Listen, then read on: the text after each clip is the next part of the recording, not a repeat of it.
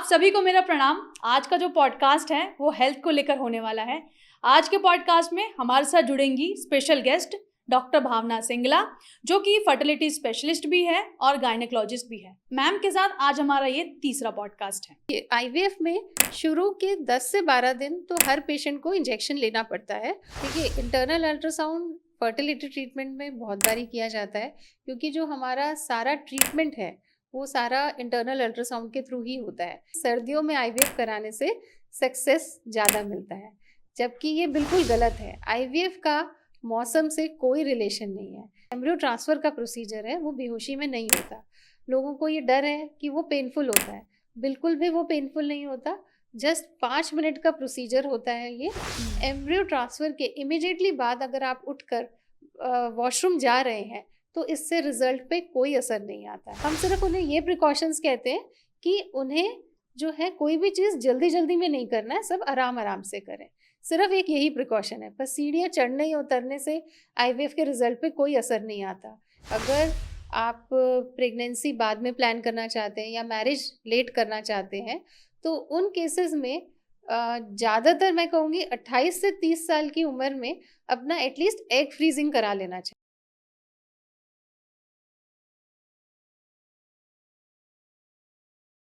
नमस्कार, मैं हूँ डॉक्टर भावना सिंगला।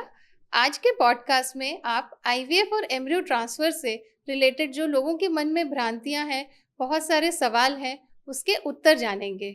मैम आप कैसी हैं? मैं ठीक हूँ, आप कैसे हैं? मैम मैं बहुत अच्छी हूँ और मुझे लगता है कि लगभग 2 पॉडकास्ट में तो हमने आपके ज़रिए बहुत सारे सवालों के जवाब जाने हैं और आज भी मुझे लगता है कि आईवीएफ को लेकर हम और विस्तार से आपके द्वारा जान पाएंगे। तो मैं आपसे ये जानना चाहती हूँ कि जो आईवीएफ है उसको लेकर कहा जाता है कि ये बहुत ज़्यादा पेनफुल होता है, क्या ये सच में ऐसा होता है? देखिए, ये जो आईवीएफ लोगों के मन में बैठा हुआ है कि ये बहुत पेनफुल है, 9 महीने तक लगातार इंजेक्शन लेने पड़ता है, ये बिल्कुल ही गलत है। शुरू के 10 से 12 दिन कुछ इंजेक्शन दिए जाते हैं, पर वो भी बहुत ही लेस पेनफुल रहते हैं, ज़्यादा दर्द नहीं होता। उसमें जो हम नीडल यूज़ करते हैं वो बहुत छोटी नीडल से इंजेक्शन दिए जाते हैं। और एम्ब्रियो ट्रांसफ़र के बाद हर पेशेंट में इंजेक्शंस देना ज़रूरी नहीं होता है।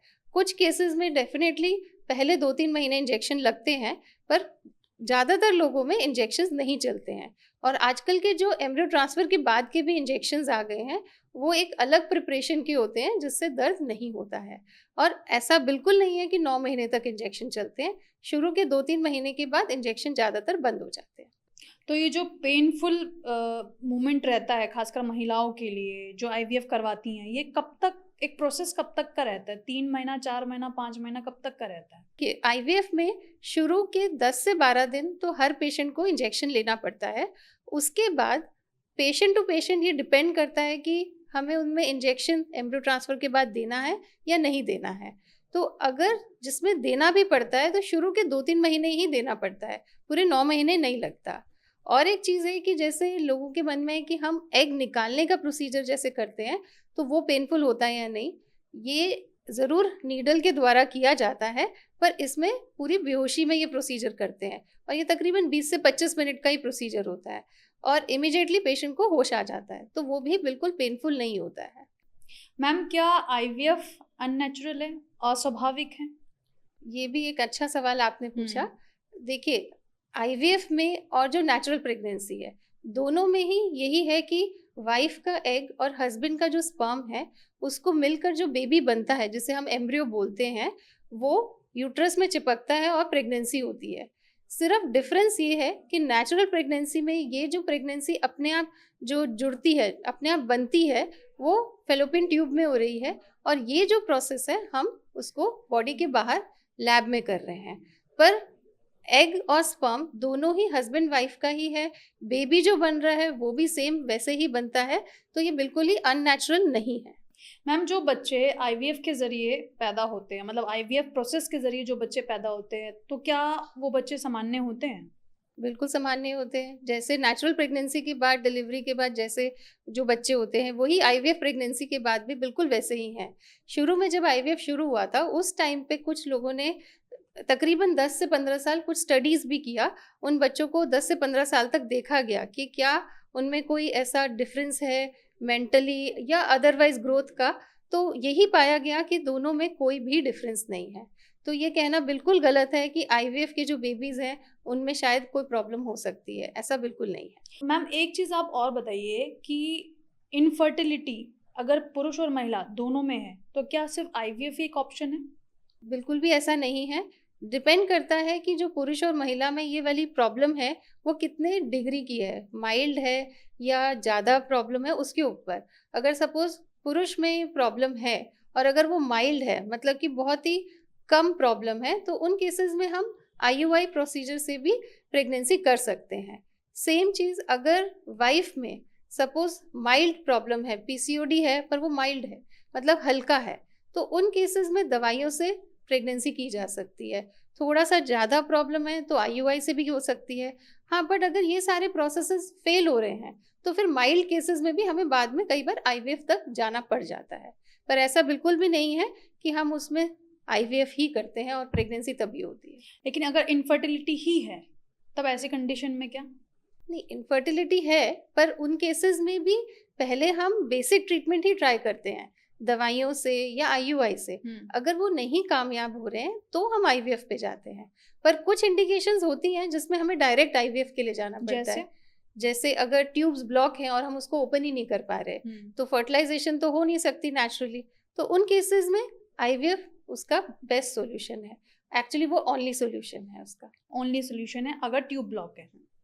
बट इसमें आपको मैं एक और चीज़ कहना चाहूँगी कि जैसे लोगों को ऐसा लगता है कि अगर वो आईवीएफ करा रहे हैं तो वो एक एंड प्रोसीजर है, इसके बाद अगर आईवीएफ फेल हो गया तो इसके बाद कुछ नहीं होता, कुछ भी नहीं, प्रेगनेंसी हो ही नहीं सकती। तो ये थोड़ा सोचना गलत है लोगों का। अगर आईवीएफ फेल हो रहा है और उसमें हमें कुछ कारण ऐसा लगता है कि वाइफ के एग्स में इशू है, तो हम बाहर से एग्स लेकर प्रेगनेंसी कर सकते हैं और उसमें चांसेस 80 से 90% तक होते हैं। ऐसे ही अगर हस्बैंड के स्पर्म में दिक्कत है तो हम बाहर से स्पर्म, डोनर स्पर्म जिसे कहते हैं, वो लेकर प्रेगनेंसी कर सकते हैं। अब सपोज वाइफ के एग्स भी अच्छे हैं, स्पर्म भी अच्छा है और यूट्रस भी अच्छा है, पर 3 बार 4 बार आईवीएफ हो गया, तो उन केसेस में हम सरोगेसी के द्वारा भी प्रेगनेंसी कर सकते हैं, जिसमें जो बेबी का जो जेनेटिक मटेरियल है वो उनके पेरेंट्स से ही आता है, सिर्फ जो सरोगेट मदर है उसको कैरी करती है। तो ऐसा नहीं है कि आईवीएफ एक आखिरी प्रोसीजर है, हम दूसरे माध्यमों से भी प्रेगनेंसी कर सकते हैं। थोड़ा सा एक सामाजिक क्वेश्चन है, इसी के साथ जोड़ना चाहूँगी, आपसे पूछना भी चाहूँगी, महिलाओं के लिए बाहर से भी एग एक ऑप्शन है, जो एग लिया जा सकता है ताकि बच्चा हो सके, और पुरुष के लिए भी अगर देखा जाए तो बाहर से डोनर स्पर्म लिया जा सकता है। लेकिन मैं आपसे समझना चाह रही हूँ, जानना चाह रही हूँ कि ऐसा पॉसिबल होता है? लोग रेडी होते हैं करवाने के लिए? थोड़ा मुश्किल तो है, बट हाँ, अगर हम उन्हें समझाते हैं और ख़ासकर अगर उन्होंने अपने ही एग से या स्पर्म से आईवीएफ किया और रिजल्ट नहीं आ रहा है, और अगर उनको एक्चुअली आगे बेबी चाहिए तो, और उनको भी पता है कि उनके एग या स्पर्म में प्रॉब्लम है, तो वो मान जाते हैं। पर हाँ, थोड़ा सा एक्सेप्टेंस रेट मैं यही कहूँगी कि इतना अच्छा तो नहीं है, पर धीरे धीरे वो समझ जाते हैं कि अगर उन्हें प्रेगनेंसी, एक हेल्दी प्रेगनेंसी चाहिए, तो उसके लिए थर्ड ऑप्शन लेना पड़ता है। ठीक है। और मतलब अगर परसेंटेज वाइज में जानना चाहूँ तो ऐसे लगभग कितने केसेस होते हैं जब बाहर से डोनर और बाहर से एग्स लेने पड़ते हैं? इसमें जो है डोनर एग्स का चांसेस थोड़ा ज़्यादा रहता है, क्योंकि जैसे हमने पहले पॉडकास्ट में भी डिस्कस किया था कि इनफर्टिलिटी का रेट इसलिए बढ़ गया है क्योंकि आजकल मैरिजेस लेट हो रही हैं या प्रेगनेंसी प्लानिंग बहुत लेट होती है, तो उस टाइम तक फीमेल के एग्स बहुत कम हो जाते हैं। तो उन केसेस में हम अगर उनके एग से आईवीएफ कर भी रहे हैं तो 1 या 2 साइकिल या 3 साइकिल अगर वो फेल भी होता है तो उनकी उम्र जो है 40 से पार हो जाती है, तो उन केसेस में डोनर एग्स लेने का चांसेस बढ़ जाता है। तो अगर मैं दोनों को कंपेयर करूं तो डोनर एग्स के चांसेस ज़्यादा रहते हैं। डोनर स्पर्म अगर लेना भी पड़ता है तो वो शुरू से आइडिया हो जाता है हमें, कभी कभी रहता है कि हमें बाद में ट्रीटमेंट पे जाना पड़ता है, कि बाद में हस्बैंड मानते हैं कि वो डोनर स्पर्म लेने के लिए रेडी है। मैम, जो डोनर स्पर्म देते हैं तो वो लोगों की पहचान गुप्त रखी जाती है? बिल्कुल, डोनर स्पर्म हमारे सेंटर में ऐसे नहीं लिया जा सकता। हमारा जो एक कोलैबोरेशन होता है एआरटी बैंक से, जो कि गवर्नमेंट से ही रजिस्टर्ड बैंक्स होते हैं, उनके थ्रू फ्रोजन सीमेन वायल हमारे पास आता है। तो इनफैक्ट हमें भी नहीं पता होता कि जो डोनर स्पर्म दे रहे हैं, जो स्पर्म्स दे रहे हैं, उनके हमारे पास कोई भी ऐसे आइडेंटिफिकेशंस नहीं होती है। मतलब उसे गुप्त रखा जाता है। और बिल्कुल। यही चीज अगर मैं महिलाओं को लेकर पूछूं, उनके एग्स को लेकर, तो बिल्कुल ऐसा है कि देखो, डोनर एग्स का ये है कि सारा प्रोसेस हमारे ही सेंटर में होता है, तो हमें तो उनके बारे में बिल्कुल पता होता है, बट कपल्स से वो बिल्कुल अपरिचित होते हैं। कपल्स को इसके बारे में नहीं पता होता और डोनर को भी नहीं पता होता कि उनके एग्स किन कपल को दिए जा रहे हैं। मतलब ये चीज एकदम जो है गुप्त रखी जाती बिल्कुल, है। बिल्कुल। मैम, जिन महिलाओं की हेल्थ ठीक नहीं रहती है, उनके लिए आईवीएफ कैसा ऑप्शन रहेगा? देखिए, अगर हेल्थ ठीक ना रहना वाला आप बोलेंगे, तो उसमें डिपेंड करता है कि उनको प्रॉब्लम्स क्या है। अगर सपोज हम कुछ बेसिक प्रॉब्लम सोचें कि डायबिटीज़ है या फिर ब्लड प्रेशर हाई रहता है, तो उन केसेस में उनको पहले फिजिशियन से मिलके अपना ये ट्रीटमेंट करना होगा। और अगर उनके डॉक्टर्स, उनके जो फिजिशियंस हैं, उनको एक ये फिटनेस दे रहे हैं कि वो प्रेगनेंसी कैरी कर सकते हैं, तो वो नेचुरल या आईयूआई या आईवीएफ, डिपेंडिंग उनकी क्या इंडिकेशन है, वो अपने ही यूट्रस में प्रेगनेंसी कर सकते हैं। पर कुछ लाइफ थ्रेटनिंग प्रॉब्लम्स होती हैं, जैसे कि कुछ पेशेंट्स में किडनी ट्रांसप्लांट हुआ है या क्रॉनिक किडनी डिजीज़ है या हार्ट का कोई इशू, एपिलेप्सी, और उसमें कुछ ऐसी मेडिसिन ले रहे हैं जो कि बेबी के लिए सेफ नहीं है। तो उन केसेस में जो उनके डॉक्टर्स हैं, उनको सजेस्ट करते हैं कि वो प्रेगनेंसी कैरी नहीं कर सकते। तो उन केसेस में सरोगेसी के माध्यम से वो माँ बन सकते हैं। मतलब सरोगेसी उनके लिए एक ऑप्शन होता है, बिल्कुल, लेकिन बिल्कुल। आईवीएफ नहीं होता है। आईवीएफ मुश्किल है, क्योंकि उनके अंदर एम्ब्रियो डालेंगे और वो प्रेगनेंसी होगी, तो या तो बेबी में प्रॉब्लम्स आ सकती हैं या मदर के लिए जान का खतरा होता है, तो उनमें हम आईवीएफ नहीं कर सकते। मैम, आईवीएफ से पहले हिस्ट्रोस्कोपी करवाया जाता है? ये जो बहुत ही ऐसा क्वेश्चन है जो कि एक्चुअली डॉक्टर पे डिपेंड करता है, क्योंकि हिस्ट्रोस्कोपी एक ऐसा प्रोसीजर है जिसमें हम नीचे से कैमरा डाल के यूट्रस के अंदर उसकी कैविटी को देखते हैं। उसके अंदर देखते हैं कि उसके अंदर कोई इर्रेगुलरिटी तो नहीं है, कोई पॉलिप तो नहीं है, फाइब्रॉइड तो नहीं है, उसका शेप अंदर से छोटा तो नहीं है, या कोई पर्दा तो नहीं है। और अगर ये सब प्रॉब्लम्स हैं, तो इसमें हिस्ट्रोस्कोपी का डेफिनेटली रोल है। इसमें पहले यूट्रस को अंदर से ठीक किया जाता है। जैसे फाइब्रॉइड होगा तो हम निकाल देंगे उसको, पॉलिप को भी निकालेंगे, पर्दा है तो उसको कट करना है, अगर यूट्रस छोटा लग रहा है तो उसे हम थोड़ा बड़ा करते हैं। तो इन केसेस में तो डेफिनेटली हिस्ट्रोस्कोपी का रोल है।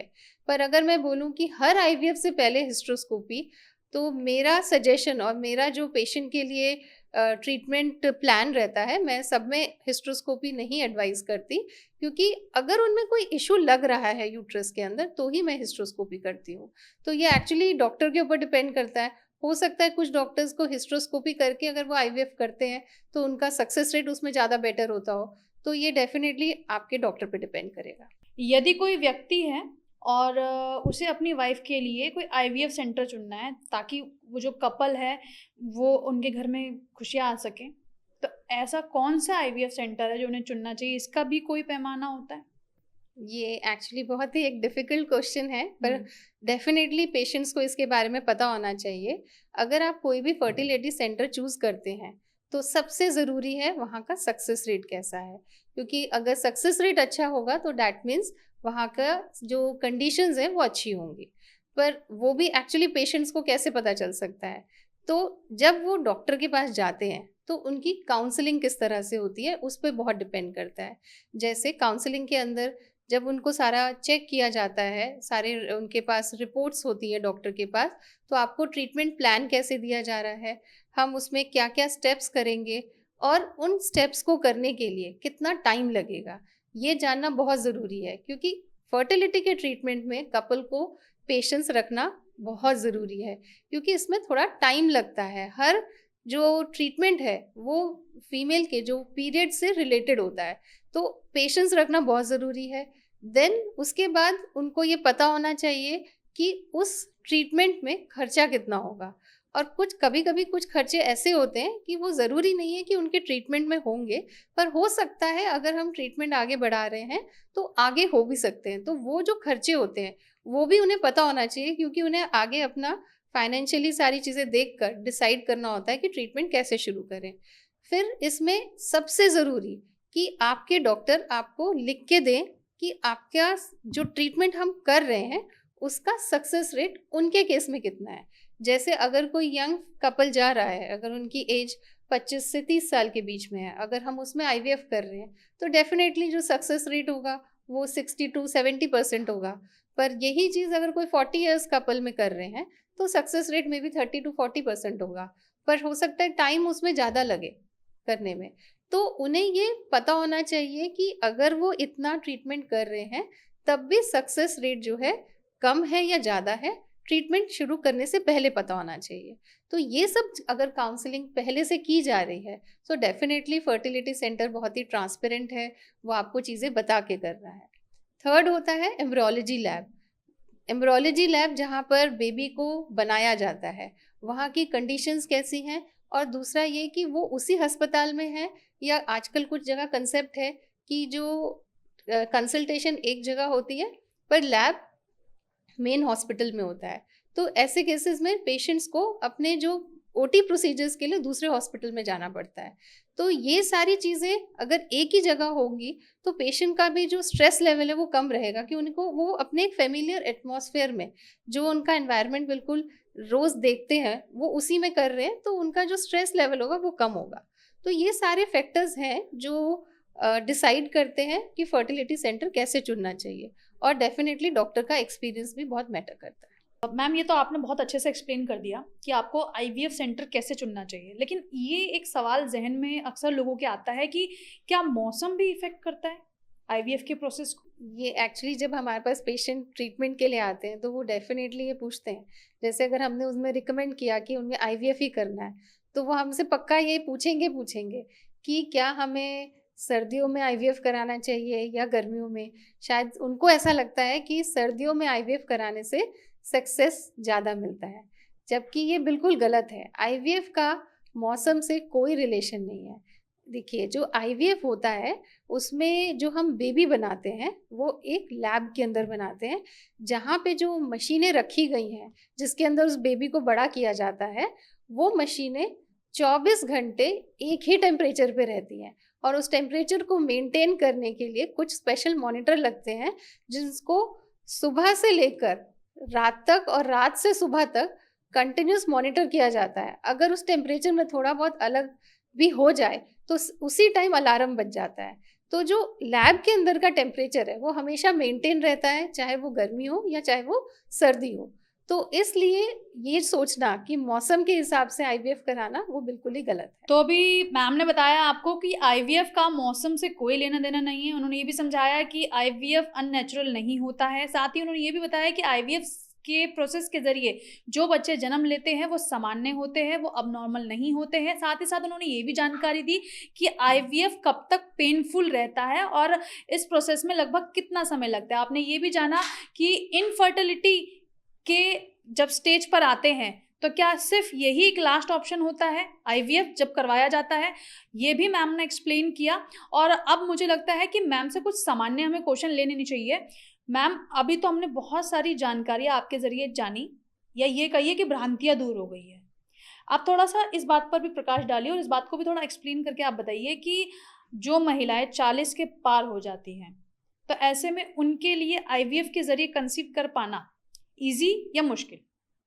देखिए, आईवीएफ के द्वारा कंसीव करना थोड़ा तो मुश्किल है, क्योंकि उनका जो ओवरी में अंडा बनने का जो नंबर है वो कम होना शुरू हो जाता है 40 के बाद।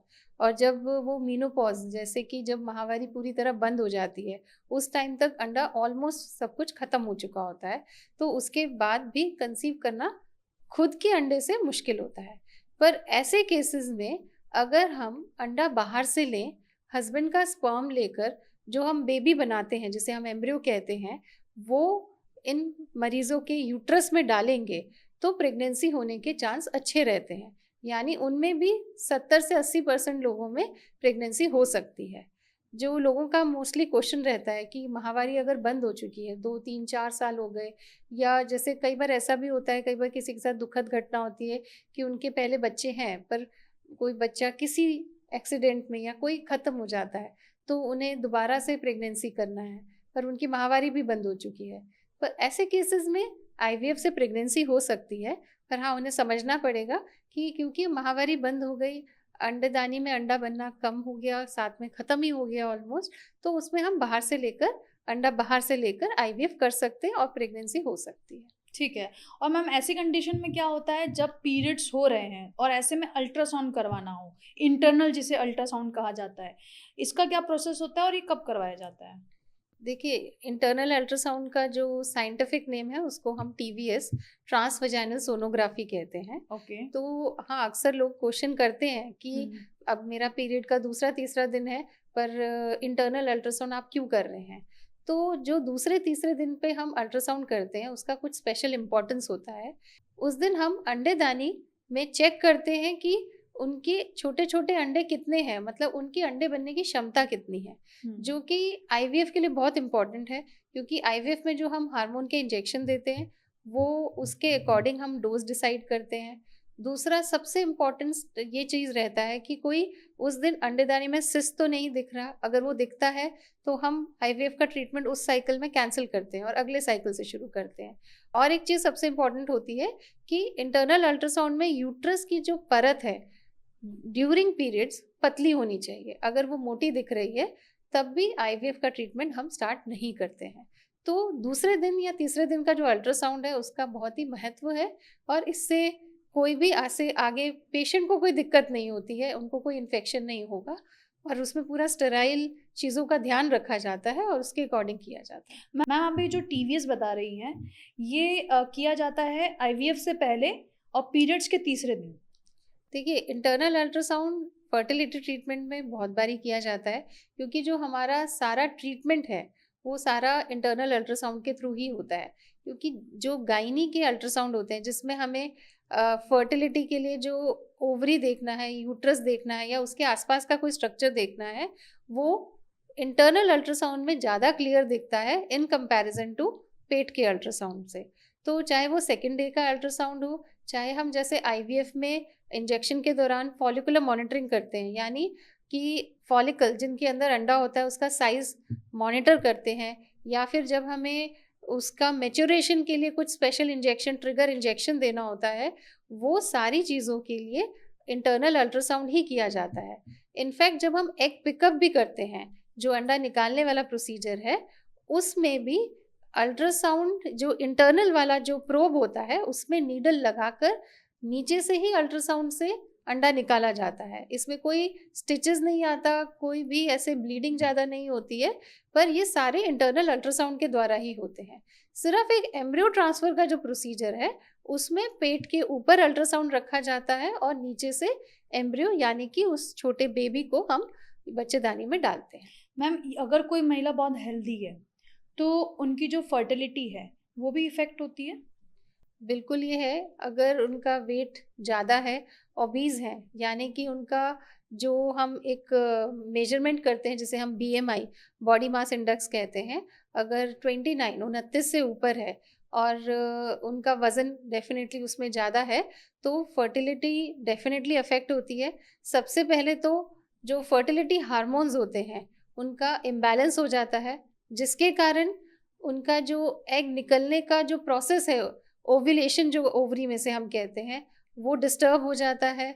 तीसरा, नेचुरल कांटेक्ट हस्बैंड के साथ करना मुश्किल हो जाता है और साथ में हस्बैंड में भी अगर उनकी ओबेसिटी है, मतलब हस्बैंड भी अगर हेल्दी है, वज़न ज़्यादा है, तो उनमें स्पर्म काउंट कम हो जाता है। मैम थोड़ा सा इसे एक्सप्लेन कीजिए आप। अगर किसी महिला में लो एग है तो ऐसे में क्या वो कंसीव कर सकती है? क्या उनके लिए कंसीव करना आसान है या मुश्किल है, ये भी जानना चाहूँगी। लेकिन इसी के साथ फिर क्या सेकंड ऑप्शन आईवीएफ ही बचता है? देखिए, इसमें अगर लो एग के साथ कोई महिला हमारे पास आती है, वैसे तो आजकल सभी लोगों को बहुत ही ज़्यादा अच्छी इन्फॉर्मेशन गूगल से ही मिल जाती है। तो जब हमारे पास पेशेंट आता है, ज़्यादातर लोगों को पता होता है कि उनका अंडा कम है, या जो हम एक उसको मेजरमेंट के लिए एक टेस्ट बोलते हैं AMH, वो उस रिपोर्ट के साथ आते हैं। तो उनका पहला क्वेश्चन यही होता है, क्या वो नेचुरली कंसीव कर सकते हैं, बिना आईवीएफ के, बिना दवाइयों के कंसीव कर सकते हैं? तो इसका आंसर है तो यस, पर इसके लिए आपको कुछ चीज़ें जानना ज़रूरी है, जिसमें सबसे ज़रूरी ये है कि जैसे ही उन्हें पता चल रहा है कि अंडा कम है, तो प्रेगनेंसी की जो प्लानिंग है वो जल्द से जल्द होनी चाहिए। अगर उनको पता है और फिर भी वो डिले कर रहे हैं तो वो आगे जाके दिक्कत होगा। अब जो अंडा अगर कम है तो उसमें सबसे इम्पॉर्टेंट एक होता है एज। अगर आपकी उम्र 30 से नीचे है और अंडा कम है तो उनमें नेचुरली कंसीव करने का चांसेस अच्छा रहता है। अब जैसे ही आप 30 को पार करते हैं तो थोड़ा डिफिकल्ट होता है, पर फिर भी कोशिश की जाती है क्योंकि हम कुछ स्पेशल दवाइयाँ देते हैं अंडे को स्ट्रॉन्ग करने के लिए। पर जैसे ही 35 के ऊपर जाते हैं और अगर आपका अंडा कमज़ोर है, नंबर कम है या क्वालिटी अच्छी नहीं है, तो उन केसेस में नेचुरल ट्राई कर सकते हैं, पर 2 या 3 महीने से ज़्यादा नहीं करना चाहिए क्योंकि उसमें आईवीएफ में भी बहुत दिक्कतें आती हैं और आप जितना और वेट करेंगे तो आईवीएफ का सक्सेस रेट भी कम होता जाएगा। उन केसेस में आईवीएफ एक ज़्यादा बेटर ऑप्शन है मेरे ख्याल से। मैम ये एएमएच क्या है? एएमएच एक ऐसा स्पेशल हार्मोन्स का टेस्ट है जो कि फीमेल की फर्टिलिटी के बारे में हमें बताता है। ये एकमात्र टेस्ट से हमें पता चल सकता है कि फीमेल की फर्टिलिटी कैसी है, और इसका सबसे बड़ा एडवांटेज ये होता है कि इसे हम कभी भी कर सकते हैं। ज़्यादातर जो फर्टिलिटी के हार्मोन्स के टेस्ट हैं वो पीरियड के दूसरे या तीसरे दिन किए जाते हैं। सिर्फ एक यही टेस्ट है जो पीरियड के किसी भी दिन किया जा सकता है, खाली पेट ज़रूरत नहीं होती है, और इसे इजीली एक सिंपल ब्लड टेस्ट से किया जाता है, और इसके रिजल्ट से हम काफ़ी सारी इन्फॉर्मेशन निकाल कर आगे ट्रीटमेंट प्लान डिसाइड करते हैं। मैम एक सवाल मेरा इसी से रिलेटेड ये भी आपसे कि महिलाओं के लिए तो लो एक्ट में क्या करना चाहिए आपने बता दिया, अगर वहीं पुरुष में शुक्राणु कम है तो क्या होता है प्रोसेस? बिल्कुल, इसमें भी ट्रीटमेंट अवेलेबल है। जैसे जब हम फर्टिलिटी ट्रीटमेंट स्टार्ट करते हैं और उनका शुक्राणु का टेस्ट होता है और उसमें हमें पता चलता है कि अगर काउंट कम है, अगर काउंट बहुत ही कम है जैसे कि 5 मिलियन से कम है, तो उन केसेस में तो देखिए डायरेक्ट आईवीएफ ही करना पड़ता है। पर अगर उनका काउंट थोड़ा कम है, तकरीबन 10 मिलियन 15 मिलियन टाइप, तो उन केसेस में आईयूआई ट्रीटमेंट से भी प्रेगनेंसी की जा सकती है।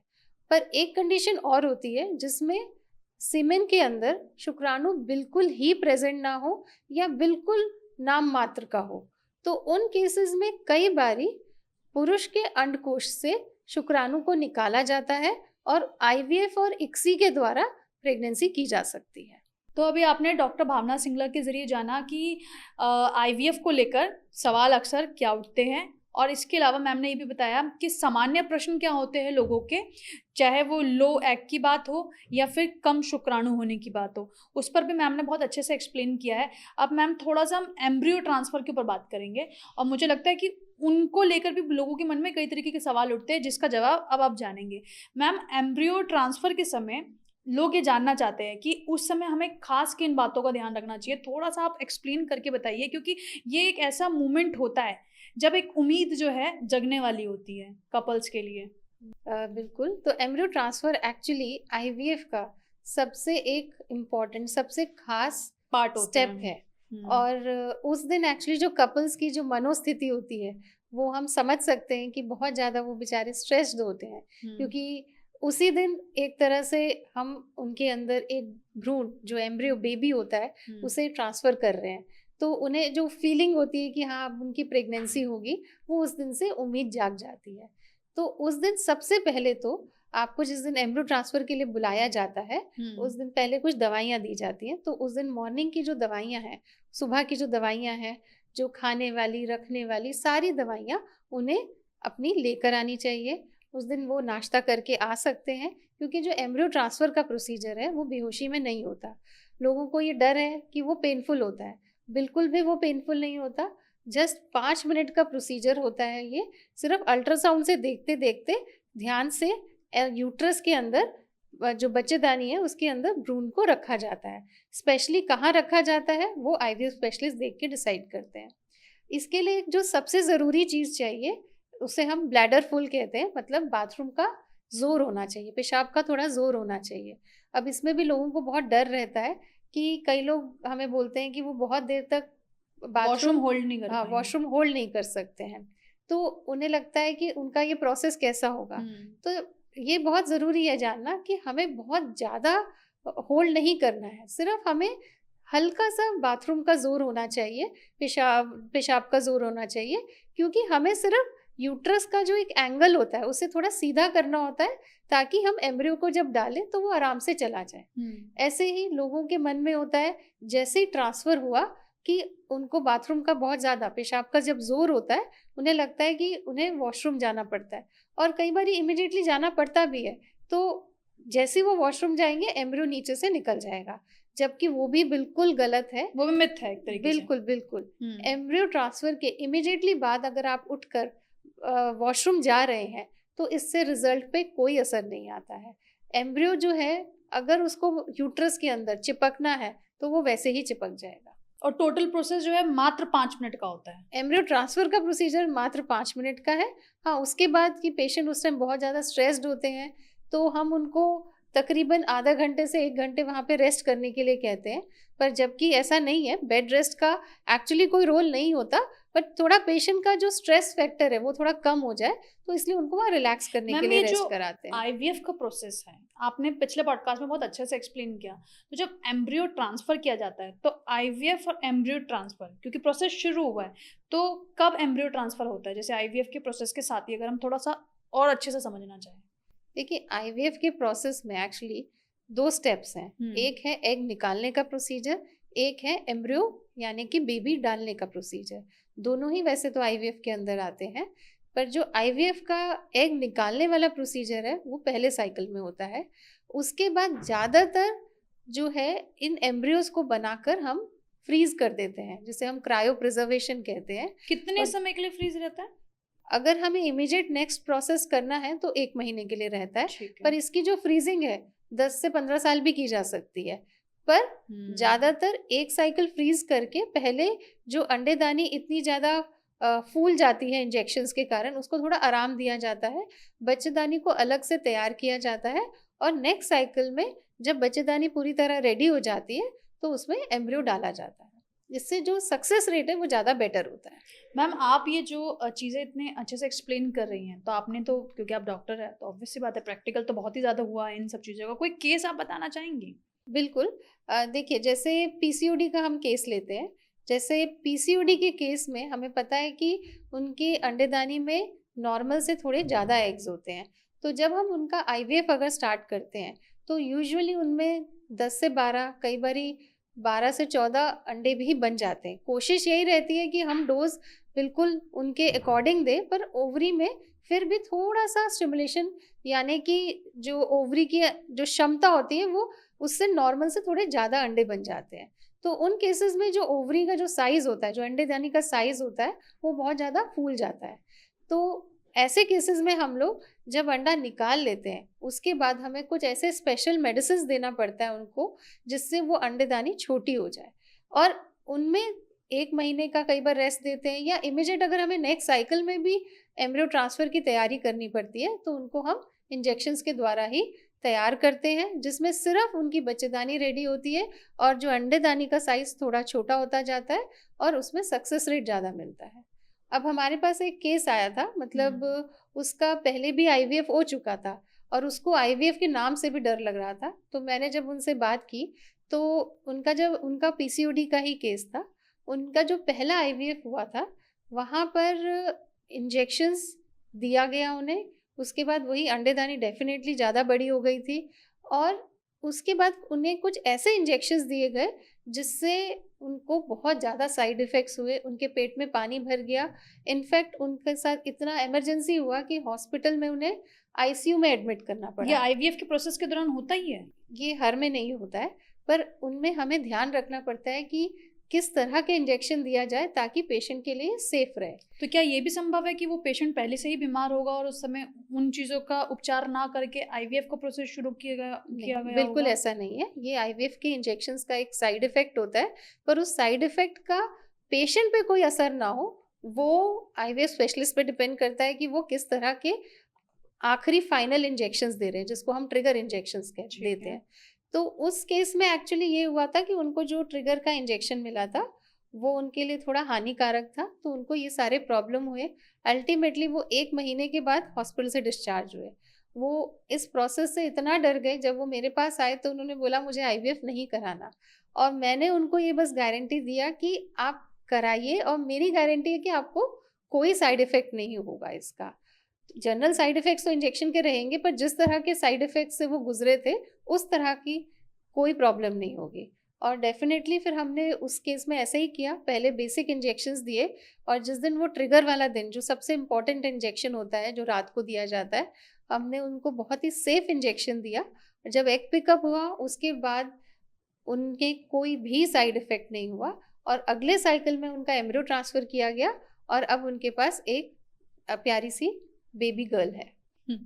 चलिए, मतलब कोई साइड इफेक्ट नहीं हुआ, बल्कि चीज़ें पॉजिटिव उनके साथ लोगों हो के गई। मन में रहता है कि आईवीएफ अनसेफ है, तो एक्चुअली पहले की जो ड्रग्स थी, अगर मैं कहूँ कि अब से 10 साल 20 साल पहले जो था, तब उतनी एडवांसमेंट नहीं थी। तब हमारे पास बहुत ही बेसिक मेडिसिन हुआ करती थी। अब तो इतनी अच्छे इंजेक्शंस आ गए हैं, लोगों की सेफ्टी के हिसाब से वो इंजेक्शंस बनाए गए हैं, तो ऐसा कोई भी ऐसा अनसेफ प्रोसेस नहीं कहेंगे आईवीएफ को।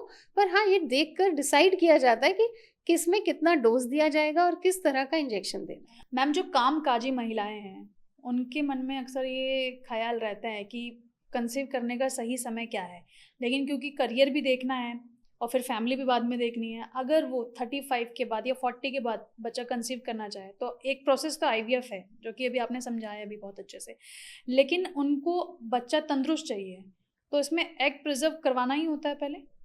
देखिए, आजकल का ये एक, मैं कहूँगी, बहुत ही अच्छा और लेटेस्ट कंसेप्ट है, जिसे हम सोशल एग फ्रीजिंग कहते हैं। इसमें यही है, अगर आप प्रेगनेंसी बाद में प्लान करना चाहते हैं या मैरिज लेट करना चाहते हैं, तो उन केसेस में ज़्यादातर मैं कहूँगी 28 से 30 साल की उम्र में अपना एटलीस्ट एग फ्रीजिंग करा लेना चाहिए, क्योंकि उससे ये रहेगा, अगर आप 40 के बाद भी मैरिज कर रहे हैं या प्रेगनेंसी प्लान कर रहे हैं, तो जो अंडे का जो एज है वो 28 या 30 होगा, जिसकी क्वालिटी डेफिनेटली अच्छी होगी, प्रेगनेंसी होने का चांस ज़्यादा अच्छा होगा, और साथ में जो बच्चे में एबनॉर्मलिटीज़ होने के चांस रहते हैं 35 साल के बाद, वो बिल्कुल नहीं रहेंगे। मैम, एम्ब्रियो ट्रांसफ़र के बाद क्या बहुत सारी मेडिसिन जो होती है वो पेशेंट को खानी होती है?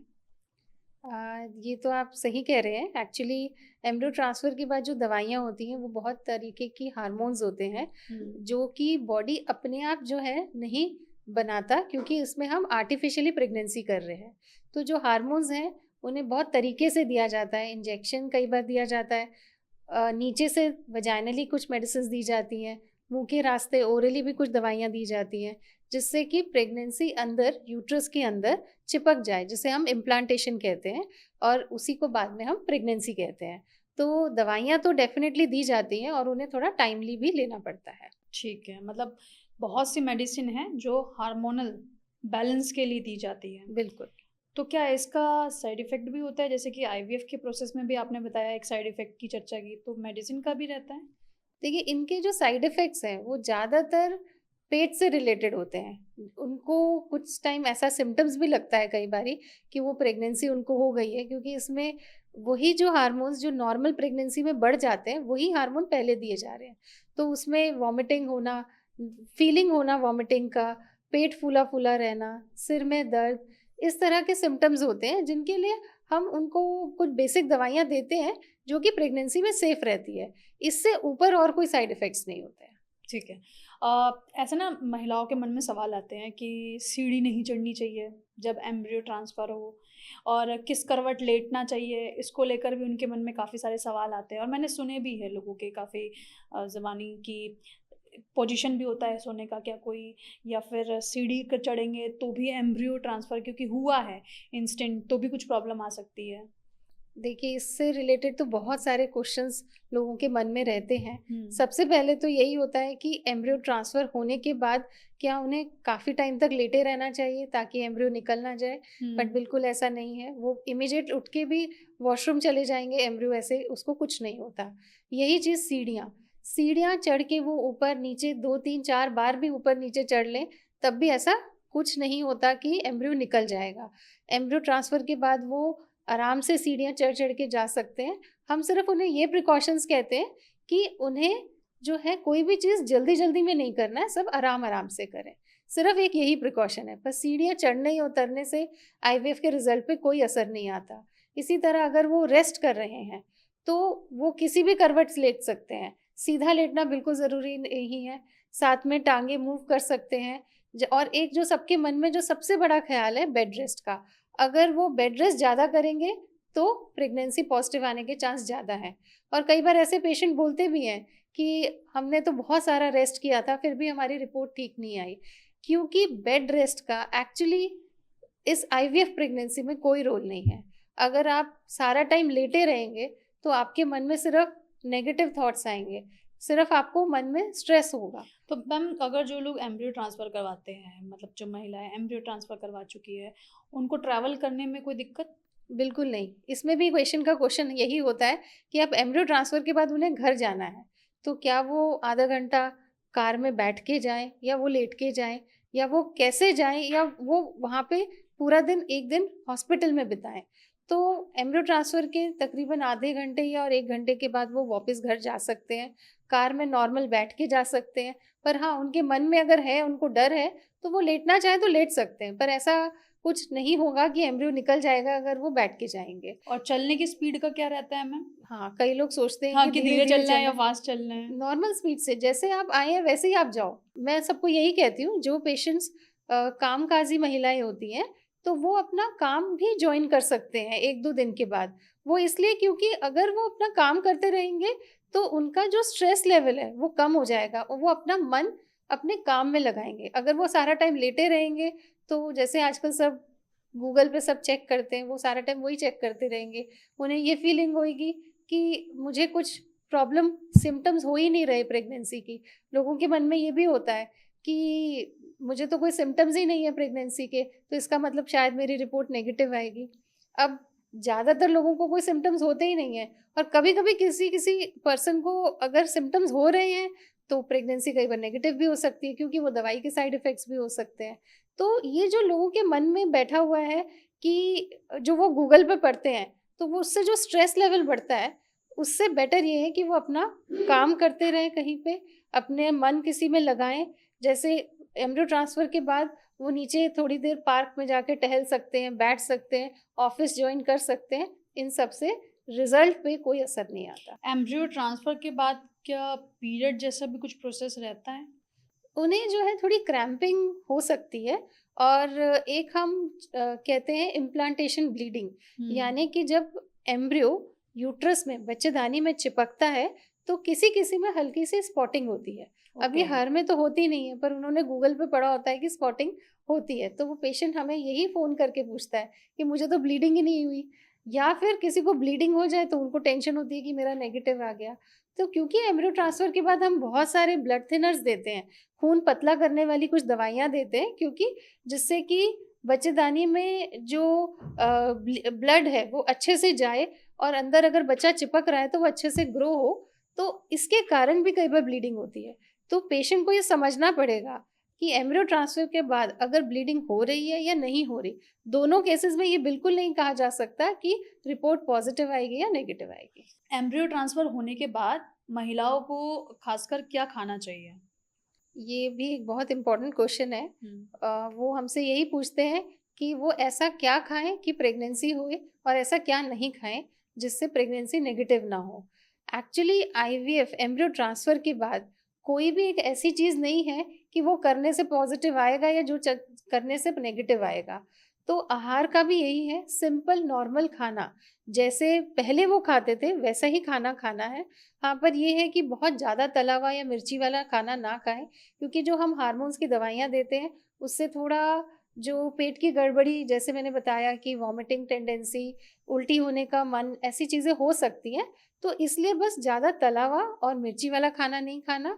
और एक सबसे ज़रूरी कि बाहर से खाना ना खाएं। वो इसलिए क्योंकि अगर बाहर के खाना खाने से पेट का कोई इन्फेक्शन हो रहा है, जिसे हम गैस्ट्रोएंटेराइटिस कहते हैं, तो उसको कंट्रोल करने के लिए हमारे पास दवाइयाँ इतनी नहीं होती, क्योंकि हम जो ये एम्ब्रियो ट्रांसफ़र के बाद का पीरियड जब तक रिजल्ट नहीं आता है, उसे हम प्रेगनेंसी का टाइम ही मान रहे हैं। तो हमें वही दवाइयाँ देनी है कि जिसपे बच्चे के ऊपर नेगेटिव असर ना हो। तो इसलिए बाहर का खाना खाना अवॉइड करना चाहिए। एम्ब्रियो ट्रांसफ़र के बाद मैम महिलाएं कब जान पाती है कि वो गर्भवती हो गई है? एम्ब्रियो ट्रांसफ़र के बाद हम एक स्पेशल ब्लड टेस्ट करते हैं जिसका नाम है बीटा एचसीजी।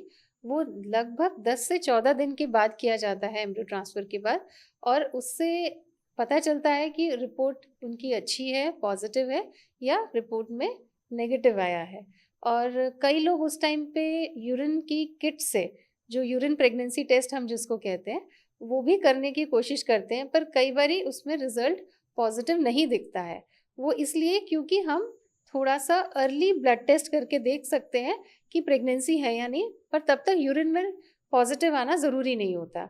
इससे उनका स्ट्रेस लेवल भी बढ़ जाता है कि उनकी रिपोर्ट नेगेटिव आई है। कई लोग ब्लड टेस्ट ही नहीं कराते, दवाइयाँ छोड़ देते हैं। तो तकरीबन 10 से 14 दिन के बाद जब हम एडवाइस करते हैं, उसी दिन ब्लड टेस्ट करना चाहिए। ठीक है मैम, ये ना एक सवाल है जो कि नॉर्मल में भी लोग जानना चाहते हैं कि चाहे महिला प्रेग्नेंट हो जाए, एक सवाल ये, या फिर इस तरीके का एक कोई प्रोसेस हो जिसमें एम्ब्रियो ट्रांसफर की बात हो, दोनों ही कंडीशन में क्या जो कपल है वो रिलेशन बना सकते हैं?